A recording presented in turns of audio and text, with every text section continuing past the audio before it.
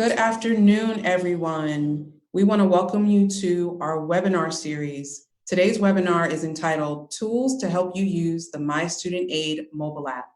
My name is Maisha Challenger, and I am an Awareness and Outreach Specialist here at Federal Student Aid. Our presenter for today's webinar will be Ms. Rebecca Battellini, Requirements Lead for the myFAFSA team. We've got a lot of people in attendance today to hear some of our latest updates as it relates to our myStudentAid mobile app. Just as a reminder, the free application for Federal Student Aid, the FAFSA, is available now. That is the application you will need to fill out to see if you qualify for federal financial aid in the form of grants, free money, loans that have to be repaid, and work study, working part-time to pay off your educational expenses. There is over $120 billion available to individuals who want to pursue post-secondary education. And we want people to take advantage of the financial assistance that is available from the federal government. Today, in our webinar, we will learn about how to use our new tool, our myStudentAid mobile app. There are many features in this tool that Becca is going to talk about. The myFAFSA section is where you will fill out the FAFSA form on your mobile device. Just a few housekeeping notes. During this presentation, if you have questions, please use the chat box functionality and type in your questions, and we have staff members standing by to assist in answering those questions throughout the presentation. At the conclusion of our presentation, Becca will share out some of the questions audience members have asked, and we will use them for discussion again at the end of our presentation. I know a lot of you in previous webinars I've asked about the PowerPoint presentation. We will send the PowerPoint presentation to you all in PDF form at the conclusion of the webinar. This webinar is also being recorded and will be available on our website, studentaid.gov, and the Financial Aid Toolkit in 1 to 2 weeks. We will also share with you where that information will be available. So let's get started. At this time, I will turn it over to Becca Battellini, Requirements Lead for the myFAFSA team at FSA. Becca, take it away. Thanks, Maisha. So the FSA launched the myStudentAid mobile app a little over a year ago to help bring FSA into the future. We know that students are often more on their phones than computers, and especially low-income students are more likely to have access to the internet through a mobile device versus a traditional computer setup. So we want to try to reach our users in a way that's more friendly to them and move us more into the future. So we have the, I apologize. So we have the myStudentAid mobile app. There are several features in it, but however, the big one that most people care about is the FAFSA. The myFAFSA functionality is the mobile version of the regular FAFSA application. The students and parents can begin, complete, submit a new or renewal FAFSA form on the mobile app just like they would anywhere on the web. It will be a customized experience based on the role, unlike on the web, which is the same questions for every user that might be using it. Here, whether you're a student, a parent, or preparer, the questions will be specifically tailored to you. You will have a secure experience with the same data protections as completing the FAFSA form on the website. And the students will be able to view additional information about the schools they selected on their FAFSA form for easy comparison of schools. Pretty much everything you can do on the website, you can also do on the app. There are a couple exceptions to this rule, which we'll get into a little bit later. One of the big exceptions is that unlike FAFSA.gov, you have to have an FSA ID in order to access the myFAFSA functionality. On the web, you can log in using personal identifier information. However, using the mobile app, you have to have your FSA ID in order to sign on. This goes for parents and students both. The image we have here is our landing page when you come onto the app. So the very first thing you see is welcome to myStudentAid. You have important announcements on the bottom of things that might be coming up in the future and a title card that'll bring you straight into how to apply for the FAFSA. Now, the FAFSA is not the only thing that we have on the app. We do have a few other features. Most of these features can be accessed by going to the hamburger menu on the right side of your screen. So at the very top, the home button will take you right back to the landing page. If you are logged into the FAFSA at the time, it'll bring you back to the landing page and log you out, making sure that all of your identifiers and personal information is locked back away. Your profile is a way for you to manage your username and password and get to tweaking that FSA ID if you need to. My Checklist is a new feature that we just rolled out over the over the summer. It is a financial aid planning tool for all stages of the process, and I will get into that a little bit more in a second. My Federal Loans is a way to view your federal student aid history. My College Scorecard, you can view and compare information about schools. My Money is a coming soon feature, so we have a stub in there at the moment. This is going to be a pilot program that'll assist different students with managing financial aid refund finances. The pilot will only be available to certain schools that are participating in the future, but if the pilot goes well, we'll roll it out to more schools as we move on. At the bottom, we have some just basic information about us, how to contact us, access to our studentaid.gov so you can see everything that we have on our larger website, and privacy information about how exactly everything's protected on the app. So over the summer, we had two big features that rolled out. The first of which is the My Checklist. So here on the right, you can see the landing page for My Checklist. This is a series of checklists that will let you have access into the different parts of what you need to do to get your aid in order. So if you're considering college, applying for aid, in college you're paying, it'll give you step-by-steps on have you done this, that, etc. So you know where exactly you are in the process. You do not have to be signed in for this. It is not attached to your FSA ID. All of this is just saved on your phone and you can access it wherever you have to without having to worry about logging in and out and getting timed out. Additionally, we now have push notifications. So if any of you have the mobile app on your phone, you may have gotten the notification that's on the left here. We pushed it out at around October 1st when the new FAFSA went live, and we will probably push out some more soon in the future. This way, we can get in touch more directly to you. We talked to users, and most users who use the mobile app said that the way they prefer communication is through push notifications. It's one-on-one, it's personal, you get it right away, you can't miss it. But it's also easy to not be obtrusive if you don't really have time for it at the moment. So this week came out October 1st. Make sure you check out our new features. Please update the app if you don't see anything. And in the future, we'll send you other future little reminders to make sure that you're on your way. So that's all the additional features on the app, but what we're going to focus mostly on in this presentation is the myFAFSA path. So we're going to walk through step by step what you'll see if you're trying to complete the FAFSA on your phone. So you start off at that landing page we saw, you start here, and then we need you to tell us who exactly you are. We have the role-specific pages, so whether you're the parent, the student, or the preparer, your experience is going to be slightly different.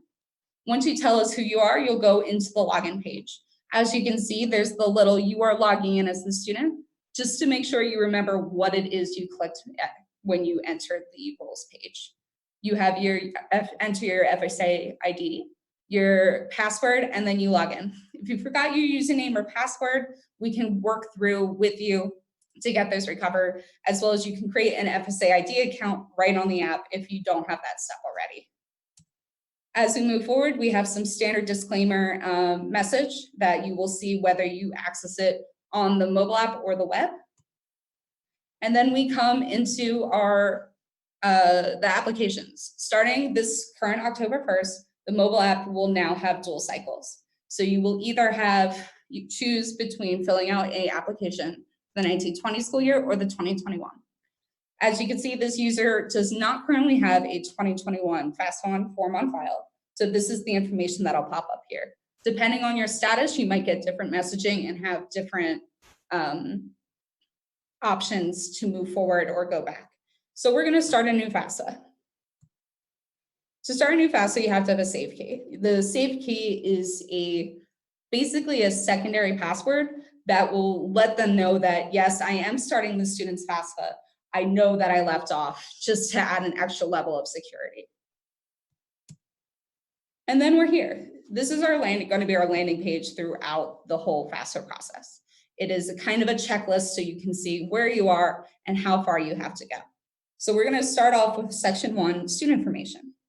Let's get started. Throughout the application, you're gonna see a series of these little guiding pages that you see on the right. But let's get started. It's a way to break it up, help you stay motivated to keep going, and just see exactly where you are along the path. So if you log in, the first 3 pages, the social security number, full name, and date of birth, will be pre-filled as according to what the student's FSA ID was. Since we already have this information, we want to make it a little bit easier for you so you don't have to put the information in twice. If your FSA ID already has your email address, phone number, and home address, these will also be pre-filled. But as those aren't necessary, you might have to go in and tweak it. If the information on your FSA ID has changed, you are more than welcome to update these information. You're not locked in to do anything that was pre-filled. As we move on, you have your state of legal residence, as a lot of state-based aid requires this question, yes or no. Since we clicked no, there's going to be some follow-ups. What is your state of legal residence? When did you become it? And did you become it? When did you become it? If you clicked yes, you wouldn't see any of these since they would not be necessary. We're going to move forward a little bit more. Are you a U.S. citizen? Yes, no, or eligible, or no, not eligible. If you are an eligible non-citizen, you will be asked to supply your alien registration number. And what high school completion will be, what your high school completion status will be. Got graduated, GED, homeschool, or none of the above. And then we're going to move on to college. Oops, sorry. So what college degree or certificate will you be working on? We have a number of different options here, and a couple of these questions have been tweaked as of this year. We know that a few of our younger users were getting a little bit confused about graduate degrees. So we made it a little bit more clear to try to make things a little bit more streamlined for users. We also want to know if specifically if they already have a different bachelor's degree, since that's a question that will affect your aid moving forward. What your college grade level is, there is a number of options. And again, we tweaked it a little bit so that it'll be more clear with the later years. Do you want to be considered for work study? Is a question a lot of schools need to know. And then you're doing great. We're going to keep on moving and get on to the next section. Are you male or female is a question that is required we ask for the selective service questions. If you answer male, you are prompted to answer these following 2 questions as we are required for them. Driver's number and foster care. These are driver's number. If you do not have one, you can leave everything blank. We do not require everyone to have one since not everyone has a driver's license. And then foster youth, again, is often used for state-based aid. We have some parent high school questions here. You can fill it out, or if it's unknown, that it's totally okay too. And then we've completed student section. So all of your basic information of the student users has been filled out. You've completed a milestone. Your progress has been saved, and we're going to keep going to student school selection. Every time you complete a section, all of your progress from the previous section will have been saved. If you want to save while you're in the middle, you can click the hamburger menu, and there will be a save option in there as well if you don't want to wait until the very end. We do have a few autosave sections as well, where once you hit a certain question, it will just automatically save it, so you don't have to worry about losing any of that information. And again, just in case you forgot what role you are, there will be that little bar at the very top of the screen where you are logged in as a student, so you always know which role you're filling it out as. So now that we finished the first section, we're going to move on to the second section and move on to the high school. So if you had answered that you are going to be that you did a high school and you were not a GED or homeschool student, you will have to go through and select which high school you attended. There's a way to search it through the general high school database. So you can fill out the city, the state of your high school, and if you want to, you can put the name. We only require that you put the city and state, and then we can narrow it down from there. So once you click search, the large amount of schools that fill out whatever criteria you gave us will appear. You can also narrow it down further by searching in the bar at the top, and then click whatever high school you will, and it'll populate in the previous fields that you had seen.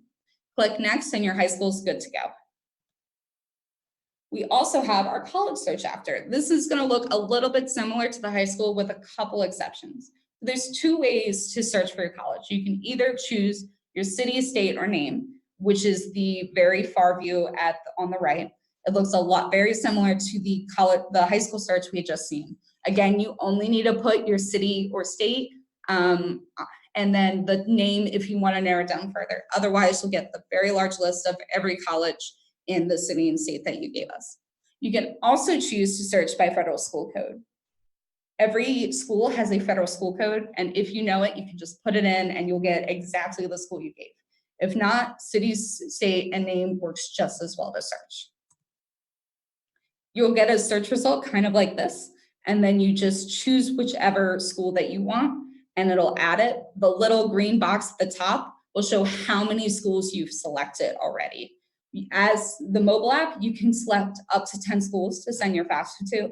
Any more, you'll have to do an additional thing outside of this. And on the right, you can see what a school added to your school selections looks like. You have the University of Iowa here. You can choose your housing plan of whether you're going to be living on campus, off campus, or with your parents. You can see what the federal school code number is just to double check. And if you decide you don't actually want to send your information at school, you can click the little trash can on the corner and it'll just go away. If there's multiple schools here, you see the little up and down arrows on the left next to the University of Iowa. Those will mean that you can reorder it however you want, if you want that on the top or further down in order of your preferences of school. We then can go next into our next field. We're all done with school selection. You told us about your high school, we told you about your college, and now we'll have to move on to determine if the student is a dependent student or not. So very first question, what is your marital status as of today? It doesn't matter what anything was previously in the year. It doesn't matter what your marital status will be in the future. What your status is as of the time that you submit your FAFSA is really all that we need to know. So you have single, married, remarried, separated, or divorced. We also would like to know if you have any children who receive more than half of their support from you or any other dependents. If you answer no to all of those, there are some additional situations that might mean that you're independent. So these are a number of questions that if you answer yes to any of them, that means that you are probably an independent student. If you click none of the above, we'll just move on. And it looks like parents' information is going to be required for us to calculate your expected family contribution. So if you answered no to any of those, if you answered yes to any of these questions, or that you were married or had students, you would be a independent student, and you would not have to fill out any parent information. For the sake of this walkthrough, we're going to pretend that everyone is dependent, so that we will have to fill out the next two sections. At the end of the slide, I will show you what it looks like if you are an independent student.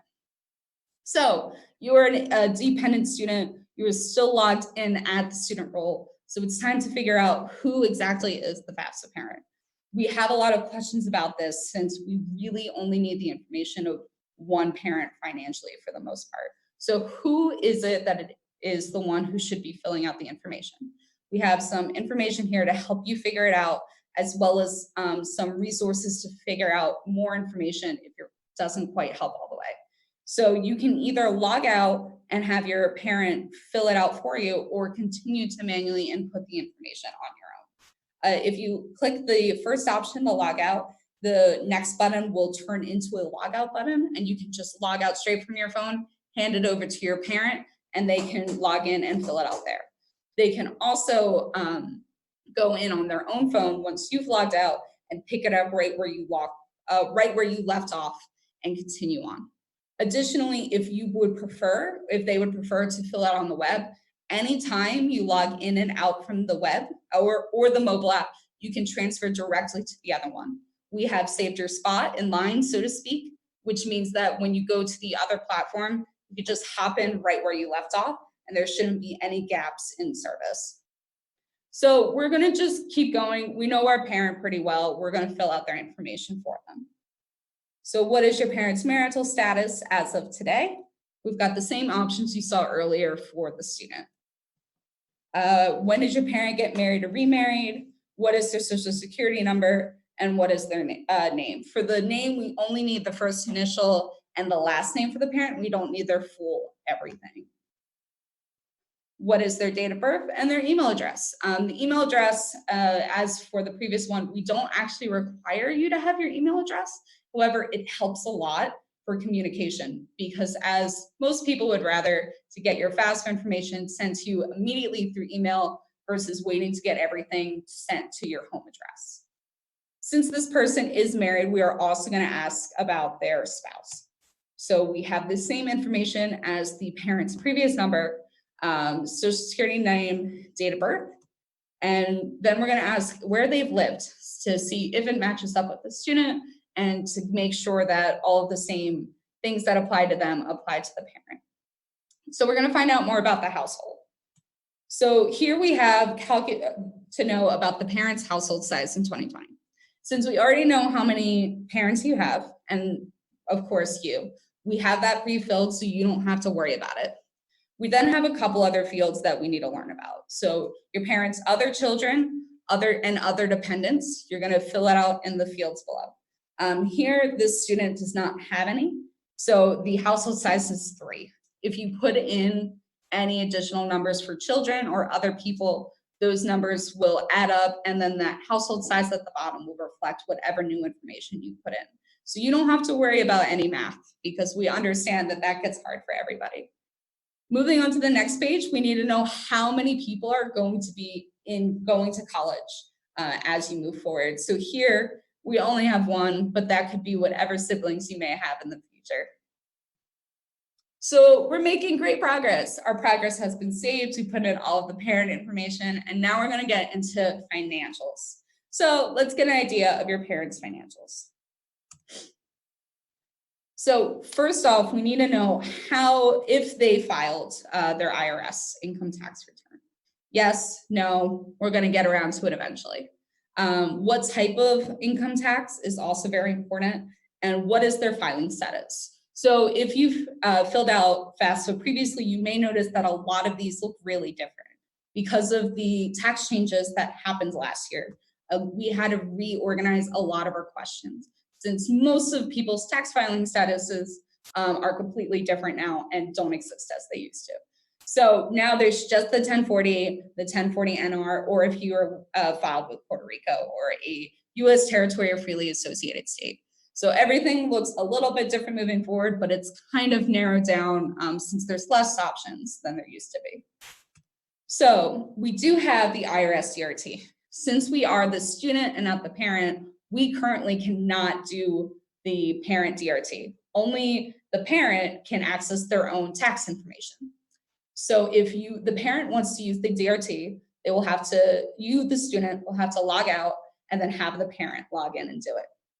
Because no parent wants their child to access their tax information. So this is a security feature. So you can either log out or just continue on manually. Right now, we're going to just continue on and put the parent information manually, and then when we get to student financials, we'll be able to look at the DRT. So here we have to know what your adjusted gross income is. There's a lot of factors that go into this. So if you're not quite sure, the income estimator on the bottom is the 2 slides on the right. So this is what you'll see if you click that little blue button, and it'll help you tally everything up with all the different fields that might be a contributing factor. Once you hit calculate, you'll get that final number, and it'll go straight into the field, so you don't have to worry about any of it. You don't have to use the income estimator. That's just if you need that additional help. Otherwise, you could just fill the field out yourself and move on. All right. We then want to know what your adjusted gross income is. It's slightly different from the previous one, even though it's not that much. If you're having a little trouble figuring out, we have an example of one of our help topics here. So on all of the other ones, you may have noticed that there is the little question mark over to the side. Those are our help topics. So we have, since we only have one question for each view, we also only have one help topic for each view to try to make it a lot simpler and more easier to use and just less confusing as you go through this very long, complicated form. So when you open up the question mark, you'll have the help information show up as you see on the right. So you'll scroll down a little bit, there will be helpful information, there'll be helpful graphics. There might be some where there will be accordion files where you have to expand and collapse them depending on if the information is relevant to you or not. And hopefully that'll help you with any information you might need. If not, you can always feel free to reach out to us with the contact us button and see, or FAQ pages and et cetera, to see if that might help instead. So we're going to keep going on in parent financials. We've got how much did your parent earn from working? And then one of our new questions here is, did your parent file a Schedule 1? So this is, since exemptions are no longer a thing on the tax form anymore, Schedule 1 is a replacement for us to determine more low-income parents and students and to figure out if you need that additional thing. So there is learn more about other exemptions and more details about Schedule 1, as we know that this is a very niche question and that not a lot of people even know what Schedule 1 is. So yes, no, don't know. And then as of today, is your parent a dislocated worker? Yes, no, don't know. Moving forward, we have how much did your parent earn? How much did your spouse earn? And then what was the amount of your parents' taxes paid from their 2018 return? So that's the basis for the big financial question, but there are a couple more things that we need to know about parents' informations. So these are more general untaxed income questions. These are a long series of questions that are often pretty rare for people to have a lot of these filled out. So we have combat pay, student college grants, education credits, untaxed portions of IRA, other IRA deductions and payments, and then tax exempt interest and income in 2018. There are also child support, earnings from work, cooperative education programs, and then taxable earnings from need-based employment programs. We also have, did you receive support, child support versus paying? Did you receive housing from something such as military housing or members or religious housing? Pensions, veterans non-education, and any other untaxed income that you does not fall under any of the previous few slides of information that we may have asked you. So then we come to our final section and parent financial. As of today, how much do your current assets exceed a number that was previously calculated based on the previous questions that you answered?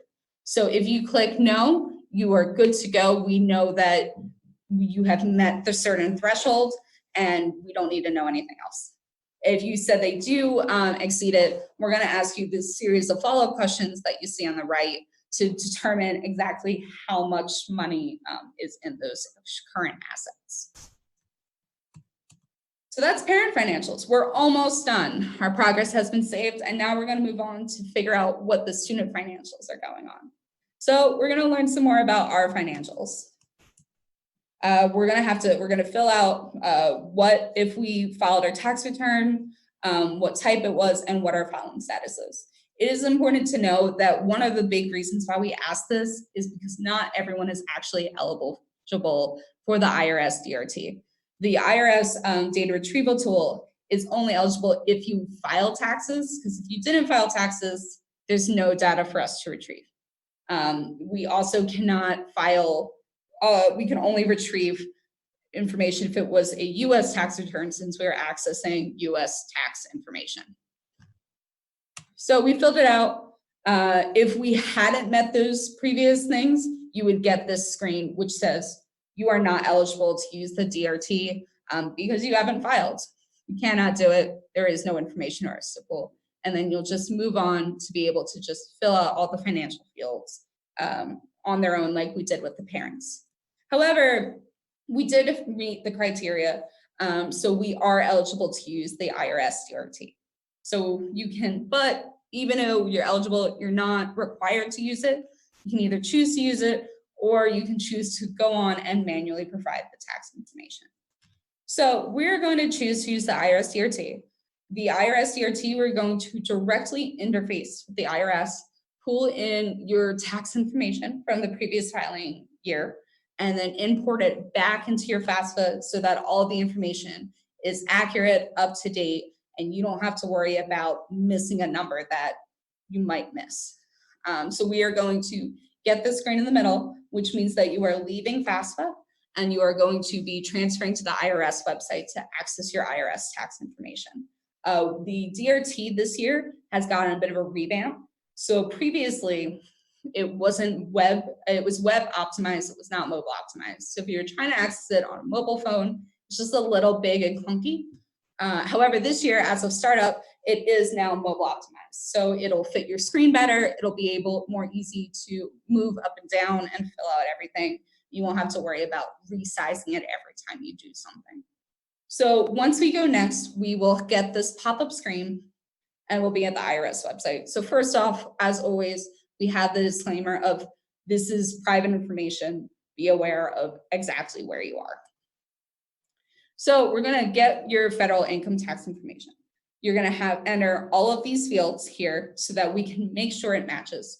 If you fill it out and the information does not match what's either on your FAFSA or on your tax information, you will get an alert that your information cannot be transferred over, and you should either look at your information on FAFSA or IRS to make sure everything matches.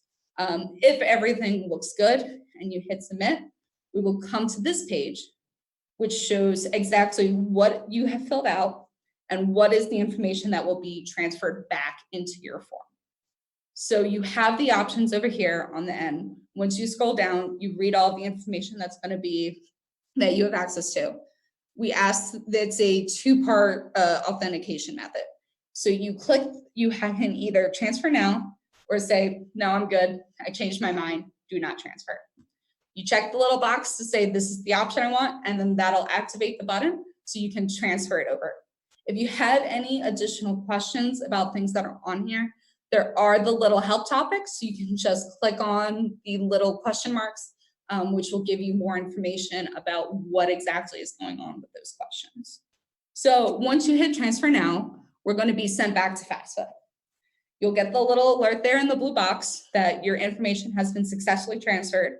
But for your protection, all the questions using your tax information will be masked. So every single field that you'll see that will have information from the IRS, in order to protect it from anyone who might be looking at it that's not yourself, it will be that little gray box that says transfer from the IRS. You will be able, if you to access the information, swear the information's there, but just for the basic running through everything, you will only get that little, hey, the information's here, but don't worry about it too much. So as we move forward, this is basically the same as the parent information. If you use the DRT, you will also get this question you see on the right, which is did you file a Schedule K-1? It is only for DRT users since it comes with that data. But other than that, the rest of these are going to look almost identical to the parent one. So we're going to learn a little bit more about your finances. So these are the same, all of those extra ones, since this information is the non-tax information. It is not from the DRT. So if you fill out any of these, meet any of these criteria, you have to fill it out yourself. So we're going to just go through these since they are the same we saw earlier. And here, since the different criteria was met, we did not get that one question of, is your assets above this? We have no idea what your assets look like. So we just want you to know, hey, what is your current balance? And for you to just tell us flat out. So once you do that, we're all done. Congratulations, you filled out the bulk of the form. and we're gonna just move on to signing and submitting. So the very first thing we do once you fill it all out is double check all of the information. There's a lot of things that could go wrong, especially when you're filling out on a mobile phone.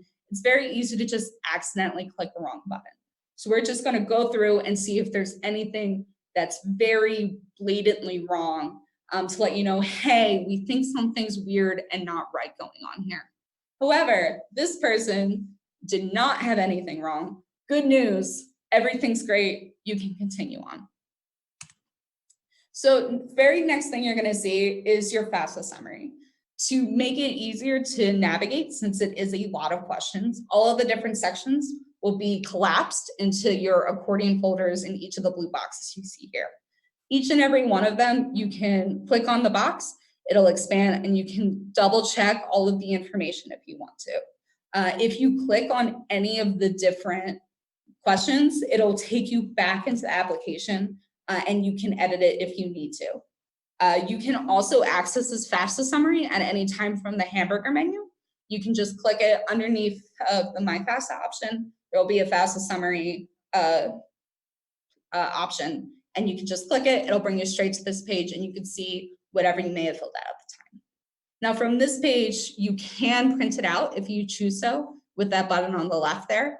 You can print it out either to a PDF, or if your phone is hooked up to a wireless printer, you can send it straight from there and have it wherever you might need it.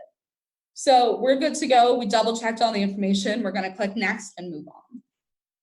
So we have a student agreement to terms really quick.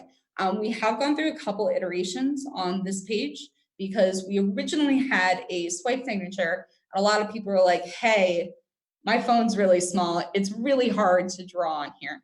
So instead of having a swipe signature now, we just want you to read all of the terms about what your FAFSA is being used for, and that makes sure that you certify that all the information is correct.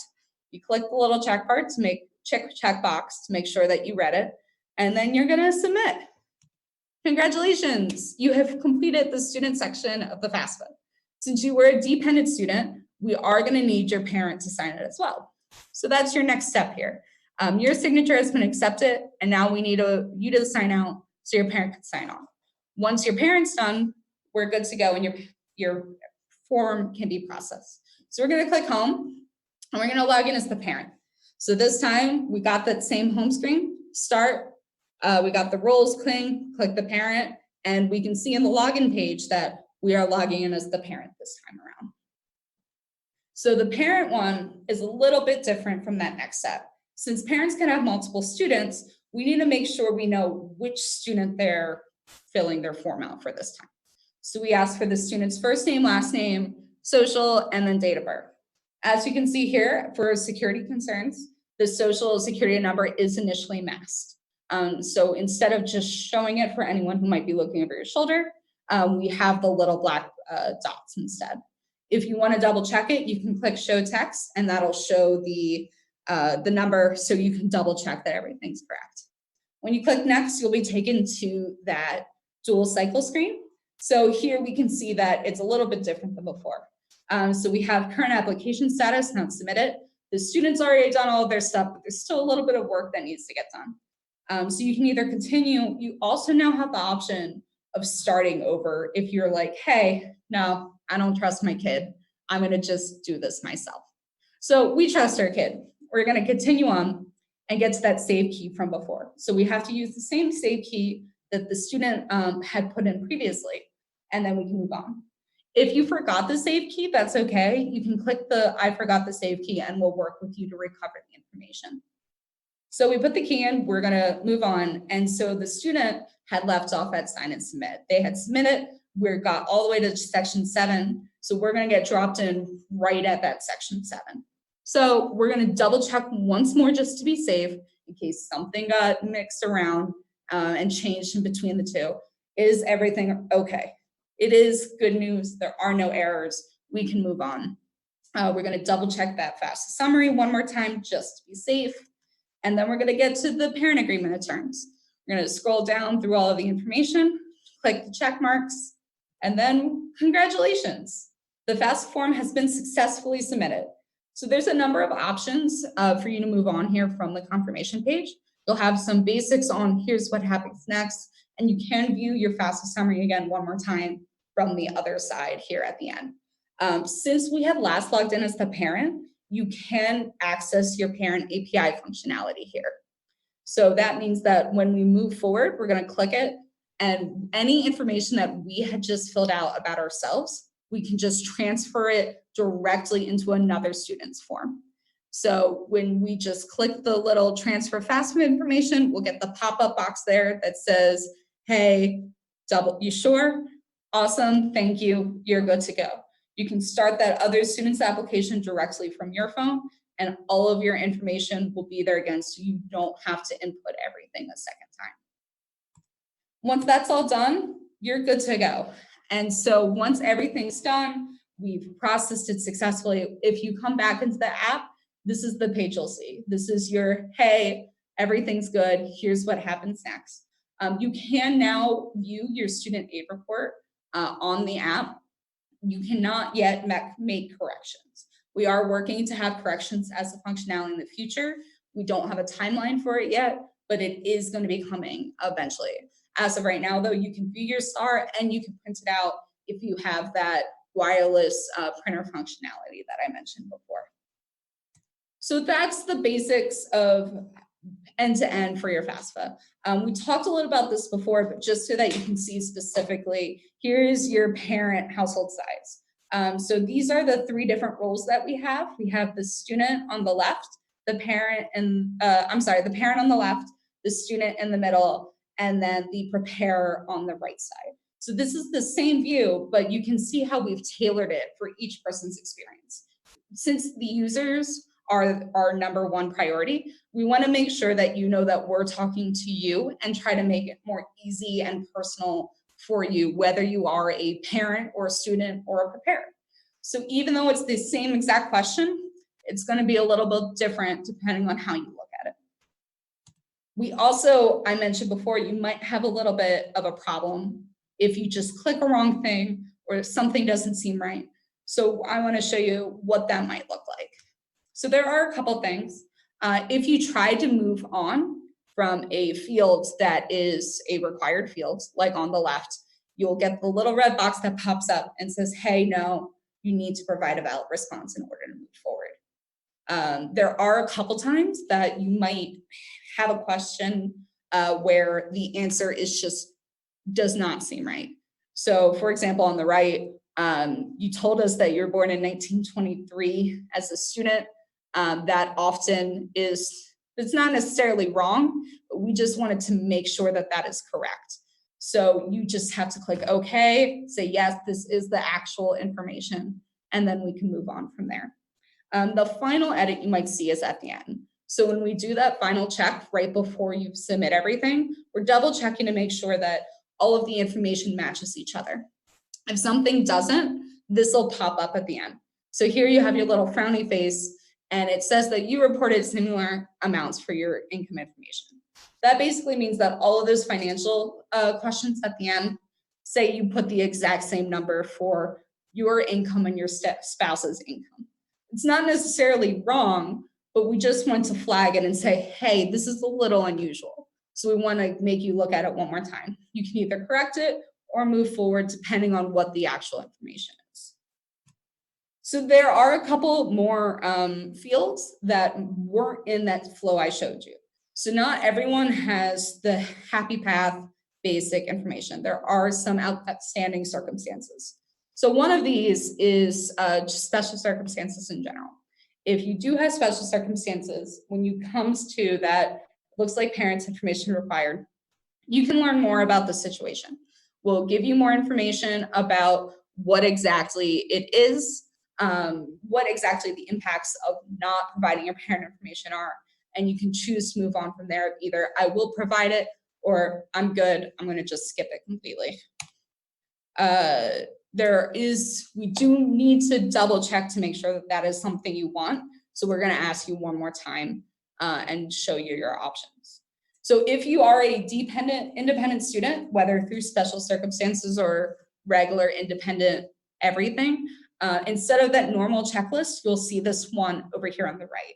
So since you don't have to fill out parent information, Those sections 4 and 5 are going to be grayed out, crossed out. You don't have to fill them out. You don't need to go anywhere near them. You're going to just skip straight ahead to section 6. We also have a series of questions about homelessness for students that are experiencing these issues. So we're going to ask you if you're homeless and some of the situations surrounding your homelessness, and then double check about all of the criteria that might do it. So if you meet these conditions, you'll get to that impact of not providing parent food again and be able to move on without filling it out if you don't have to. There are a couple of extenuating circumstances that you might not necessarily just have that end-to-end experience. So every now and then you'll get just a weird little guiding view that'll pop up. So if you change your FSAID numbers, we are just like, hey, we're not quite sure if this is you. Please update your FSAID or make sure your information's right. Or if you log in and things don't match up at all, just ask you, please update your FSAID. Additionally, if you have previously filled out one in a previous cycle, you are often eligible for renewal. So you can see up here that the text is a little bit different. So if you've previously filled out, say, 1819, you're trying to fill out 1920, we're going to take a lot of that information that pertains from year to year, take it, put it right in here. We're still going to ask you to go through it just to double check that the information is still up to date, but you won't necessarily have to input it from scratch again. So that's it. That is the end-to-end from the mobile app, FAFSA. I hope that was able to be instructive for you as we went through. Becca, thank you so much. I know that was a lot of information that you were sharing. I know that a lot of people are hesitant or haven't used the mobile app, so they're not really sure the functionality of it or how you enter in and the whole idea of the app is going in as the individual. So whether you're the student, what type of questions you have to fill out, whether you're a parent, what type of question that you have to fill out. So I wanted to ask you, if you didn't mind, very quickly, so that we can have a little bit of time for questions, just sharing some other functionalities with the mobile app. I know that we've gotten questions regarding, can you make corrections on the mobile app? Are you able to print information off the mobile app? So maybe you can just share, once people have completed the information, what information they have access to or how they can get access to the information. Mm-hmm. Yeah, of course. So like I mentioned previously, you can now view corrections. That is a functionality that just went live earlier this month.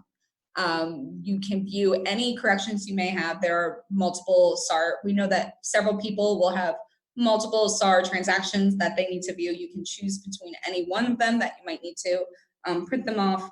We are working to have corrections done in the near future. We are not sure of the timeline for that yet. In the meantime, you can go on the web and fill it out. You can only view it on the web. You can print out anything at any point from that FAFSA summary, and again, your SAR as well. And the checklist functionality, you just need to make sure that your phone is hooked up to a wireless printer or just go straight to PDF. Those checklists are not myFAFSA, but they are really, really good information source for people who are just trying to figure out, what do I need to do? I don't know where I am. Even though I've done all of my student loans, I still feel like I have something that I've got to do. And it's just a way for you to have that peace of mind of going through and going, I have done this, I have done that, et cetera, et cetera. Great, thank you so much. Mm-hmm. So we want to be able to ask, there have been a couple of questions that we want you to try to answer, but very quickly, I want to share with you all, as we continue our webinar series, what we will provide to you all next month. So Becca did an amazing job sharing with you all what it looks like as you go through the FAFSA in the myFAFSA functionality of the myStudentAid mobile app. What we want to do in the month of November, and what we will do is share with you all, when we have the date and time, a line-by-line demo of our desktop of FAFSA.gov. So a lot of you want to see what the FAFSA looks like if you fill it out online. We have a demo site that is available, and we will use that in order to do a line-by-line. So stay tuned for that. And then to get more information as a college access professional, to stay up to date with products and services that Federal Student Aid provides, you are able to click on this link. We will provide this presentation to you at the conclusion of this webinar to get updates from Federal Student Aid regarding webinars, any policy updates, information on our websites. So if you'd like to sign up for our partner emails, you can use this link to sign up. And then we would like you all to conduct a brief survey. Becca did a phenomenal job sharing out with you all what information, what it looks like.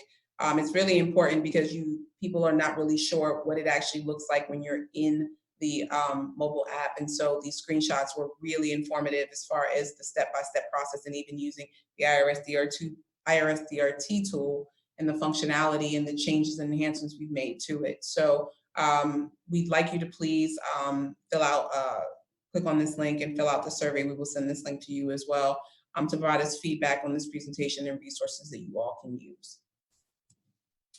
So at this time, we're going to turn it over to Becca, who is going to share some of the questions that some of you have asked us during the presentation.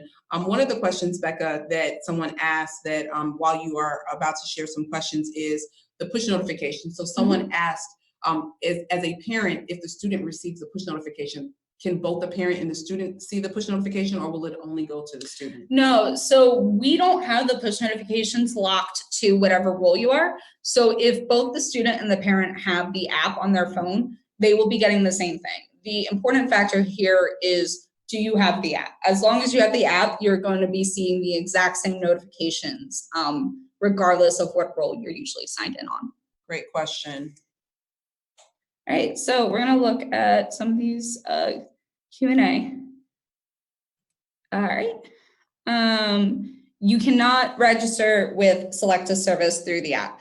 Right here, we are just filling out the questions and getting whether or not they have already. We will send the information to Select a Service, as well as giving information to the student on how they can. But through the actual app itself, you cannot.